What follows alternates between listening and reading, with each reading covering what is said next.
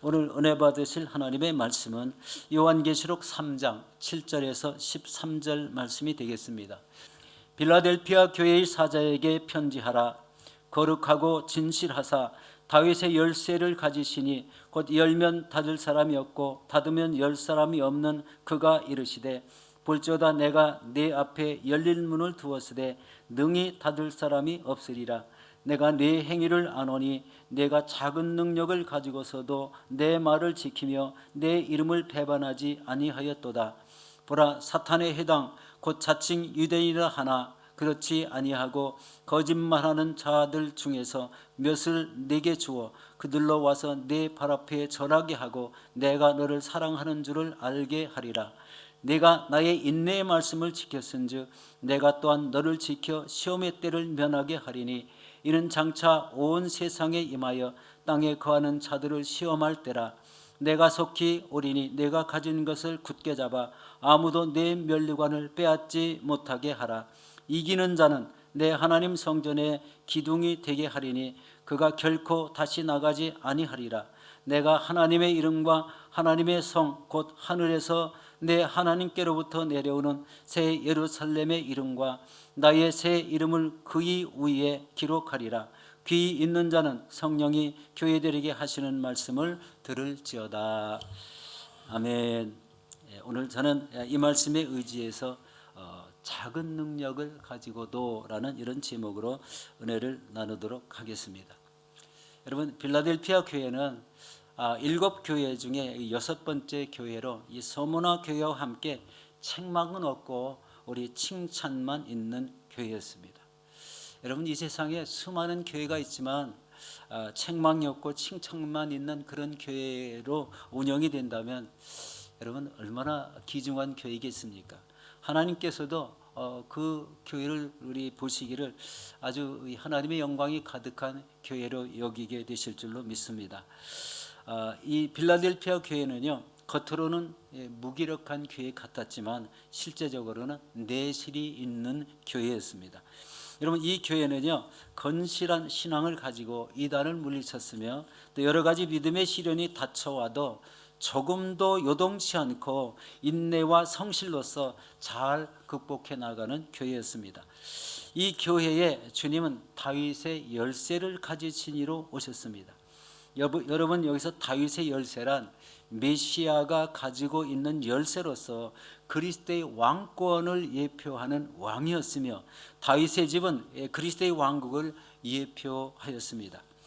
그리스도께서 열쇠를 가지셨다는 것은 하나님의 왕국을 주장하는 절대적인 주권을 가지고 계신다는 것입니다. 우주 만물과 또 교회와 음부의 권세를 가지고 계시며 또 최후의 심판대에 결정될 하나님 나라의 통치권도 가지고 계십니다. 주님은 우리 인생의 천국과 지옥 결정에 대한 이런 절대적인 주권을 가지신 분입니다. 열면 닫은 사람이 없고 닫으면 열 사람이 없습니다. 여러분, 교회 앞에는요 항상 열린 문이 있다는 사실을 기억하셔야 됩니다. 우리 8절 말씀을 한번 다시 보도록 하겠습니다. 볼지어다 내가 내 앞에 열린 문을 두었으되 능히 닫을 사람이 없으리라. 내가 내 행위를 아노니 내가 작은 능력을 가지고서도 내 말을 지키며 내 이름을 배반하지 아니하였도다. 아멘. 여러분, 이 열린 문이란 어떤 의미일까요? 열린 문이란 천국으로 들어가는 이 구원의 문입니다. 이 문은 예수 그리스도를 믿고 구원받은 사람들이 들어가는 문이고 회개하여 영혼이 깨끗한 이런 사람들이 들어가는 문이고 끝까지 믿음을 지키고 천국을 삼하는 사람들이 들어가는 문입니다. 그리고 예수님이 심판주로 오셔서 판결을 하실 때 오른편 양으로 구분된 이런 자들이 들어가는 문이고 그리고 이 문은 이 세상에서 닫을 사람이 없다고 말씀하고 있습니다. 여기서 우리 자신의 믿음 생활을 한번 체크해 봐야 합니다. 앞으로 교회 시대가 얼마나 지속될지 우리가 잘 모릅니다. 여러분, 현재 유럽에 있는 교회들이요 하나하나 없어져 나가고 있는 것을 봅니다. 그리고 교회가 있어도 거기에 교인들은요, 옛날 오래된 성도 교인 아주 소수만 남아있던 이런 이야기를 우리 잘 듣고 있습니다. 참 이 믿음 생활을 체크하고 또 교회의 시대가 어떠한지를 이 시대의 흐름을 통해서 우리 느껴보게 되는데, 이 시대의 흐름은 교회가 점점 없어진다, 즉 믿음의 사람들이 점점 없어지고 있다, 이 세상 속에 박혀있는 이런 진실된 믿음의 사람이 점점 적어지고 있다는 이런 생각을 해보게 됩니다. 그리고 계시록 4장, 우리 4장에서 17장까지는 환란 시대에 대해서 그런 환란 시대의 상황이 상세하게 계시록에 묘시되고 있습니다. 여러분, 지금 이 시기가 우리의 믿음을 뚜렷하게 하는 시간이 되어야 합니다. 말씀을 지키며 또 깨워서 기도하며 기름 준비하는 그런 시대가 되어야 됩니다. 이런 신앙으로 무장된 이런 사람에게는요, 이 시대가 아무리 미혹을 해도 미혹당하지 않고 굳건한 믿음을 지켜나갈 수 있습니다. 여러분, 여기서 작은 능력을 가지고도 주님의 말씀을 지켰다라고 이렇게 말씀합니다. 우리 8절 하반절에 내가 작은 능력을 가지고서도 내 말을 지키며 내 이름을 배반하지 아니하였도다, 이렇게 말씀하고 있습니다. 여러분, 작은 능력이란요, 거의 능력이 없다는 것입니다. 이것은 성도 수가 적다는 것과 그 도시의 하층민으로서 성도가 구성되었다라는 그런 의미가 포함되어 있습니다. 특별히 사회에서 별다른 영향력을 행사하지 못하는 이런 많은 사람들이 성도로 구성되어 있다. 그럼에도 이들은 모진 시련과 환난을 이겨낸 성도들이었다고 우리 9절에 말씀하고 있습니다. 그래서 열린 문이 보장된 그런 교회입니다. 열린 문이 보장되었다. 예수님이 공중에 재림하실 때 모두 다 들림받을 수 있는 그런 교회가 되었다는 것을 우리 깨닫게 하고 있습니다. 사실 이 빌라델피아 교인들은요, 동북으로 뚫린 이 무역로가 있었으며 직물과 피역 산업이 발달해서 많은 부를 누릴 수 있는 그런 여건이 갖추어져 있었습니다. 그러나 이 성도들은요, 이 비인간적인 그런 경제 행위로 이득을 취하려고 하지 않았고, 이득을 얻으려면 우상을 숭배하는 것과 연관된 이런 상행위가 있었기 때문에 자신의 믿음을 지키기 위해서는 그것을 택하지 않고 오히려 경건한 믿음을 택했다는 것입니다. 자신의 이득이 중요한 것으로 여기지 않고 경건한 삶을 유지하는 것을 더 중요하게 여겼다는 말씀입니다. 여러분, 작은 능력으로 말씀을 지키시고 죄짓는 행동을 피하시기 바랍니다. 이 시대에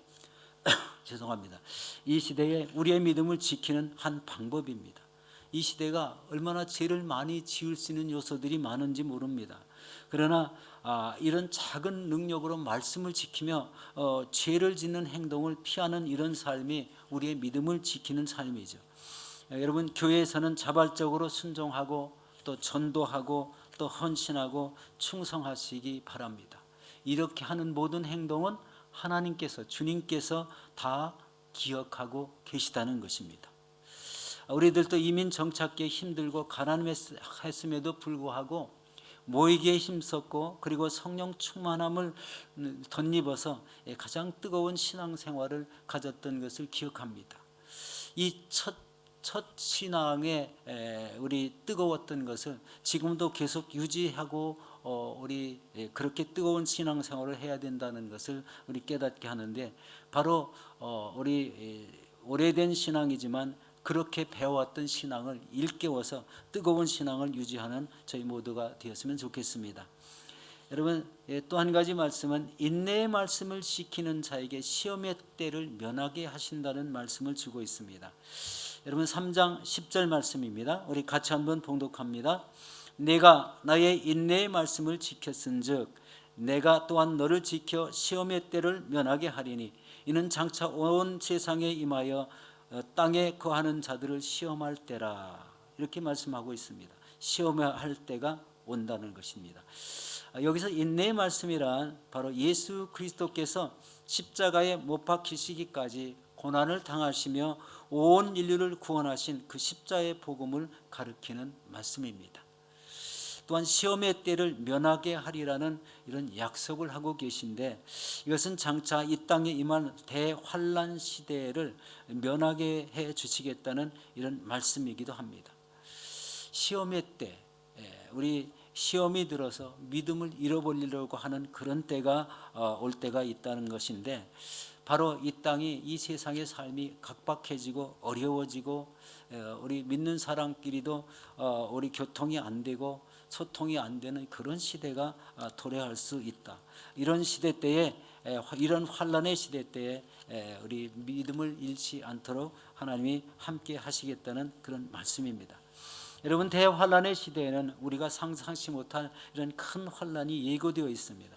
그것은 우리 계시록에 보면은요, 인재앙이 있고 나팔재앙이 있고 대접재앙이 있고, 또 계시록 6장에서 7장까지 이 내용들이 계속 이어지고 있는 것을 우리가 잘 알고 있습니다. 여러분, 이런 환란이 예고되어 있지만 말씀과 믿음으로 끝까지 잘 지키는 것이 중요합니다. 믿음은요, 내 스스로 지키는 것입니다. 다른 사람이 내 믿음을 지켜주지 않습니다.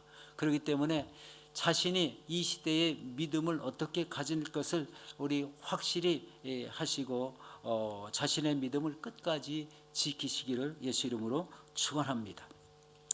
여러분, 이런 믿음을 이기는 믿음을 지키시기 위해서는 오늘을 이겨야 됩니다. 오늘 내 자신을 이기지 않으면 내일의 믿음이 약속되지 않는다는 거예요. 오늘을 이겨라. 오늘을 내 신앙, 내 믿음을 이겨나감을 통해서 내일의 밝은 미래를 맞이할 수 있다는 것을 볼 수 있습니다. 우리 계시록 3장 11절 같이 한번 보도록 하겠습니다.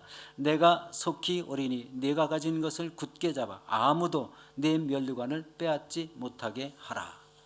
여러분, 믿음을 끝까지 지킨 자들에게는 면류관을 주시겠다는 말씀을 하고 계십니다. 여러분, 믿음을 끝까지 지킨 믿음의 선진들이 참 많죠. 우리 한국 초대교회 우리 김덕신이라는 여성도가 계셨습니다. 시골에 살던 성도는 바로 이 아들의 병 때문에 예수를 믿게 되었습니다. 어느 날 교회에 다녀오는데 평소 교회에 다니는 것을 못마땅하게 여기던 남편이 칼을 들고 기다리고 있었습니다. 그는 성경을 들고 있는 아내의 손을 보고는 그 손을 잘라버리겠다는 이런 협박을 했습니다. 그리고 성경을 내놓지 않자 남편은 자기 아내가 정신을 잃을 때까지 때렸다고 합니다. 참, 남편치고는 굉장히 고약한 남편이죠. 어떻게 자기 아내가 정신을 잃을 때까지 때릴 수가 있습니까? 그처럼 모진 핍박을 받은 이런 사정을 듣고 동네 성도들이 모여서 이 가정을 위해서 기도하기 시작했습니다. 당시 기록을 보면 이 김덕신 성도가 기도하는 여인들에게 이렇게 이야기를 했다고 합니다. 제가 예수를 믿은 지 4년입니다. 그보다 긴 평생 동안 예수의 은혜를 입었는데 남편이 나를 핍박하고 내 팔을 자르려고 해도 내가 어찌 예수님을 포기할 수 있겠습니까? 또 나 같은 죄인이 영원한 구원을 선물로 받았는데 어떻게 남편을 위해서 기도하지 않겠습니까? 라고 말했다는 것입니다. 여러분, 이 기도 모임이 우리나라 최초의 여선교회가 되었다고 합니다. 그리고 다른 지역에 복음을 전하는 이런 사람들은 그 여선교회에서 우리 파송을 하기도 했다고 합니다. 핍박이 오고 또 환란이 와도 주님을 붙잡고 이기는 신앙생활을 했다는 것을 말씀하고 있습니다. 여러분, 이기는 자에게 성전의 기둥이 되게 하리라고 말씀합니다. 우리 12절 상반절에 이렇게 말씀하죠. 이기는 자는 내 하나님 성전의 기둥이 되게 하리니 그가 결코 다시 나가지 아니하리라. 여러분, 이 기둥이란 견고함이 있지 않습니까? 견고함. 그 다음에 기둥의 역할은 아주 중요한 역할이라는 거예요. 기둥으로 받쳐주지 않으면 무너지기 때문에 기둥이 굉장히 중요한 역할을 하고 있다. 그래서 중추적인 역할을 상징하고 있습니다. 여기서 야긴이라는 뜻은 저가 세우신다는 뜻입니다. 그리고 보아스라는 뜻은 저에게 능력이 있다라는 뜻입니다. 당시 솔로몬이 건축한 이런 성전 현관에 이 두 기둥을 말하는 것이죠. 하나는 야긴이고 하나는 보아스. 바로 저가 세우셨고 저에게는 능력이 있다는 이런 말씀입니다.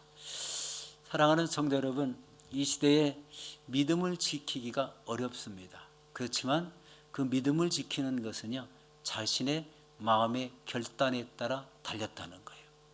작은 믿음의 능력을 가지고도 자신의 믿음을 얼마든지 지킬 수 있다는 것입니다. 여러분, 작은 능력을 가지고 끝까지 믿음을 지키시기 바랍니다. 인내의 말씀을 지켜서 시험의 때를 면하시기를 바랍니다. 그리고 끝까지 최선을 다하여 하나님의 일을 감당하셔서 면류관을 받아 쓰시는 천국의 주인공들이 되시기를 예수 이름으로 축원합니다.